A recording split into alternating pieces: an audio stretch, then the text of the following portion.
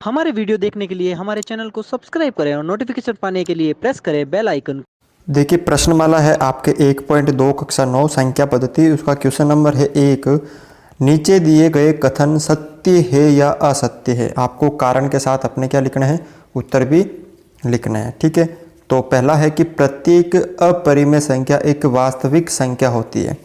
तो आपको पता है कि वास्तविक संख्या क्या होती है, जिसके अंदर सभी संख्या आती है।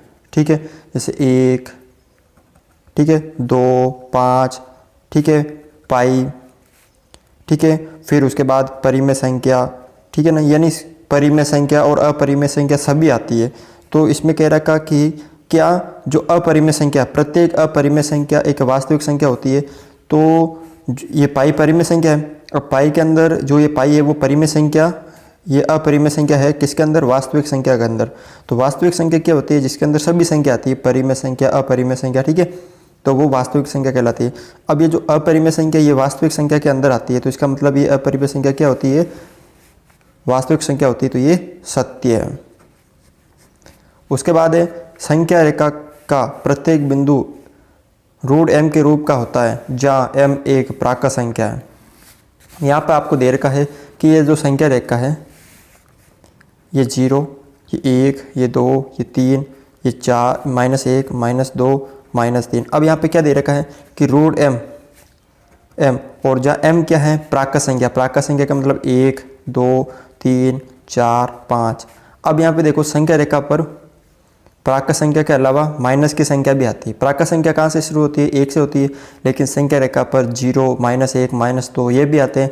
तो इसका मतलब ये असत्य है। ये कथन कैसा है, असत्य है। अगला है कि प्रत्येक वास्तविक संख्या एक अपरिमेय संख्या होती है।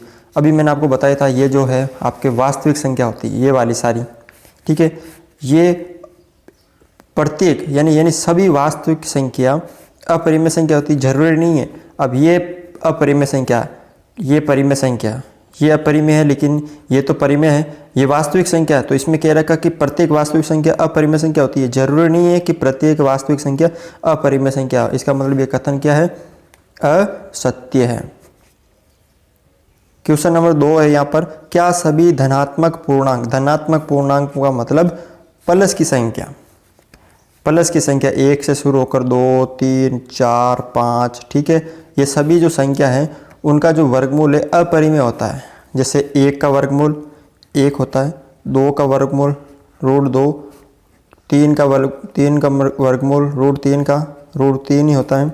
इसी तरह √4 का वर्गमूल 2 होता है, फिर √5 का वर्गमूल 5 होता है, √6 का वर्गमूल √6 होता है, फिर √7 का वर्गमूल √7 होता है, √8 का वर्गमूल 2√8 होता है, 2√2 होता है, फिर √9 का वर्गमूल 3 होता है।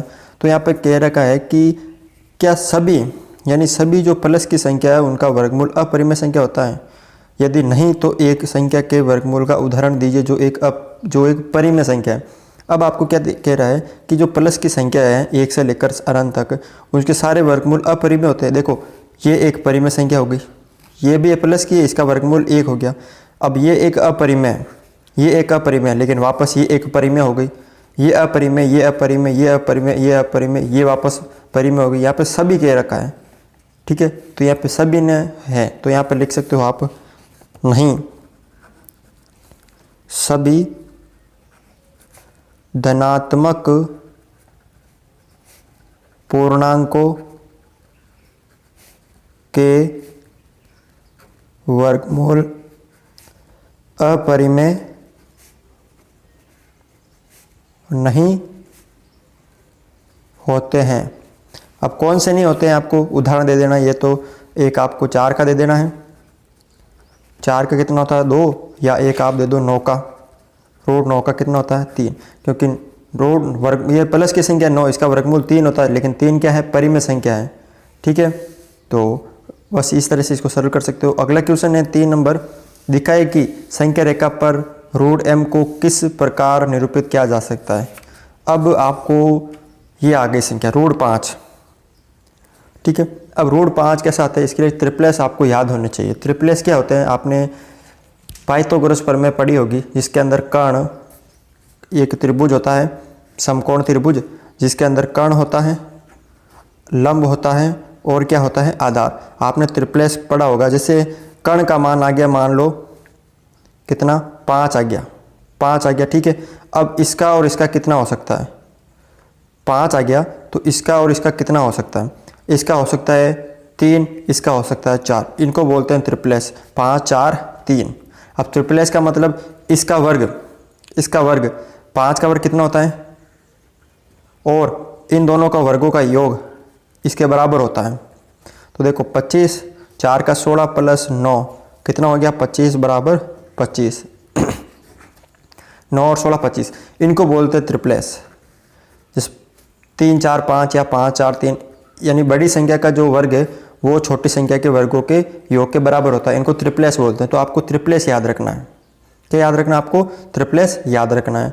तो यहाँ पे 5 है, 5 है, तो अब आपको रूट 5 लेके आना है, रूट 5 लेके आना है। यहाँ पे 5 नहीं है, रूट 5 है, तो उसका ट्रिप्लेस हो जाएगा। एक तो आपके 2 हो जाएगा, ठीक है, और 1 हो जाएगा, आपके 1 हो जाएगा। यानी मतलब रूट 5 को हम क्या लिख सकते हैं, रूट 4 लिख सकते हैं, और रूट 1 लिख सकते हैं। क्या लिख सकते हैं, रूट 1 लिख सकते हैं। और इन दोनों का योग कितना हो रहा है, रूट 5 हो रहा है। तो रूट 5 बराबर रूट 5 हो रहा है। अब देखो रूट 5, रूट 4 का कितना होता है, 2 प्लस रूट 1 का 1 होता है। यानी ये त्रिभुज है जिसमें हमने ये माना 5 कर्ण माना, एक है, एक भुजा 1 सेंटीमीटर है, एक जो भुजा है 2 सेंटीमीटर है, ठीक है। तो आपको इसको संख्या रेखा पर निरूपित करना है। तो आपको पता है कि जो स्केल है, ठीक है, उसके अंदर ये संख्या रेखा होती है, 0 से लेकर हमने कितनी, ठीक है, ये बना ली 5 तक। अब आपको ये वाली 0, अब आपको 2 तक खींचनी है, तो यहाँ तक 2 तक खींच दो ये, ठीक है। यहाँ पर आ गया 2, और ये कितना है, आधार 1 है, तो आप 1 सेंटीमीटर खींच लो इस तरह से, 1 सेंटीमीटर खींच लिया, ये 1 हो गया। अब इसको आप, ये वाली भुजा है, इसको मिला दो आप इससे, ठीक है। तो ये कितना हो गया, रूट 5। अब आपको इसको संख्या रेखा पर दर्शाना है, तो आपको क्या करना है, प्रकार लेना है।